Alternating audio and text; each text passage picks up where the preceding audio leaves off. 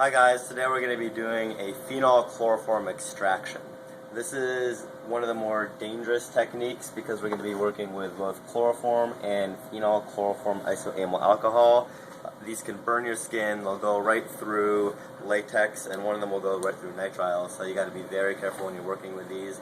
I have eye protection on just in case, so don't mess around with these chemicals, they are nasty.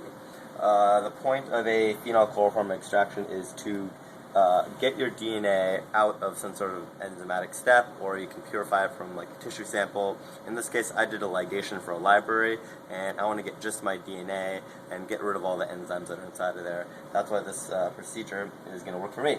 So I have 500 microliters of my ligation right here. First step is adding your phenol chloroform isoamyl alcohol to your ligation.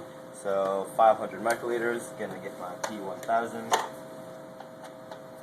And add it in. Again, these are nasty chemicals, so be extra careful when you're doing your liquid handling. Pull up my 500 microliters, put it in. Then I'm going to close that as soon as I can because I don't like to expose myself to that too much. Cap everything. And then we're going to vortex this.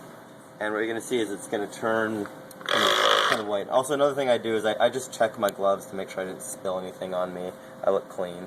So, vortex can turn milky white, and what's happening right now is that phenol chloroform isoamyl alcohol is sucking up all those proteins and denaturing them, and it's going to put it into that hydrophobic phase, and then the DNA is going to be in the hydrophilic phase, in the aqueous phase, and we're making a suspension right now. That's why it looks white, so it's kind of like a mixture of the oil and the water.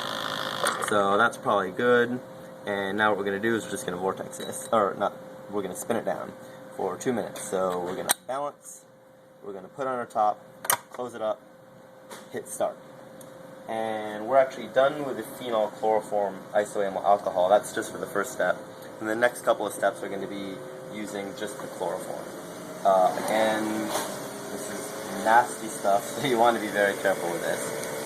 So let me just clear out a little bit of space. Each spin step that you're going to be doing, you're going to be pulling off the aqueous phase and going into a new test tube. So I'm just going to get my new test tube ready. I'm going to label it. So I'm calling this a ligation. So ligation. And what we're going to be seeing is pretty much what you saw when we started off. When I first put in my phenol chloroform isoamyl alcohol, we had two phases. We had that bottom hydrophobic, and the top was the aqueous phase. And as soon as I vortexed it, it went all into the suspension. And now we're breaking that suspension, and we're going to have two layers again. And I want that top layer.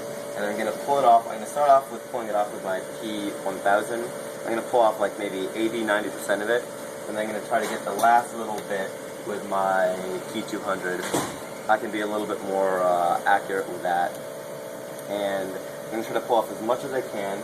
And I don't want to get any of that bottom phase, because that's going to contaminate the products that I get. So that means that if I get like a little bit, that's okay, but there's a few tricks that I'm going to try to go over in terms of how to avoid getting all the extra gunk in there. So let's see, we have 20 seconds left. Get my pipettes ready, and I'm just going to rearrange everything here.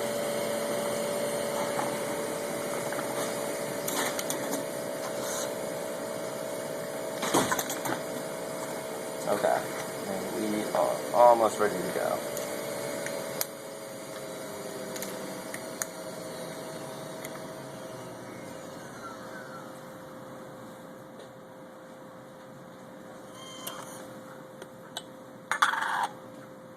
Here's our tube, and now we can see that we have this suspension. If I rock it back and forth, you can see that little break in the two phases right there.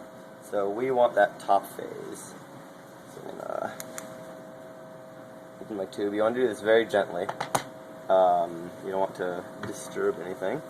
And I'm going to come in. I'm going to try to pull the phase up from the center, and you want to pull up very slowly. If you go too fast, you may pull up extra stuff from the bottom.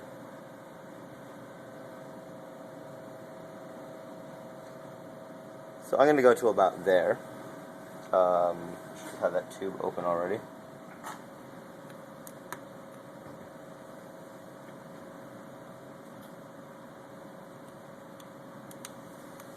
And then I'm going to switch over to that P200 in order to try to pick up the rest of that.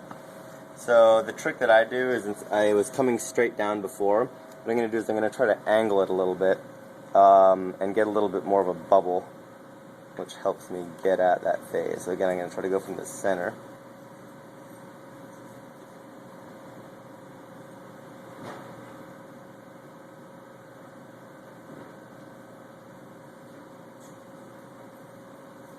And what's happening is, as I'm pulling, every now and again there's a slight spike in the suction, and I pull up some extra aqueous. So I don't know if you can see, but in the bottom of my tip I have a little bit of that hydrophobic phase that looks like dots. So I just eject it and touch the side and get rid of that. So I'm gonna got another big helping of my DNA there. I'm gonna go right back in, and then at this point I just try to get anything that I can. I'll just pull it up. And then I'm going to get a lot of that extra, the phase that I don't want. But what I do, my little trick is, the phase that I don't want should be heavier, and I just keep on ejecting until I've ejected most of it, and then I see, well, that's not really worth it, it's too mixed, so I'm just going to ditch this. So I'm going to cap it and set it aside. And so this is our DNA. It's gone through kind of one step. And now we're just going to do the same thing over again, except instead of adding the phenol, chloroform, isoamyl alcohol, we're just going to be adding the chloroform, straight up chloroform. So set my P1000 to 500 where it's already at, pull up my chloroform into the tube. And you don't need to worry too much about chloroform melting the epi tubes. They're designed to handle that. But other plasticware that you might use in the lab won't stand up too well to it. So here's our phases right there. I don't know if you can see it. Black background might help. I'll shake it. And then we're going to vortex it. So that first time that we added that chloroform isoamyl alcohol, that probably got 99% of the stuff out of there. And we're just going to do 2 more of these chloroform vortex and spin down, so that's just going to get the last little, 0.01% or something like that that's left in there. So we've done that. You can see it's a little less white and milky, a little bit more. And now we're just going to break that suspension by spinning it down. So we'll cut there for a second. We'll be back in 2 minutes.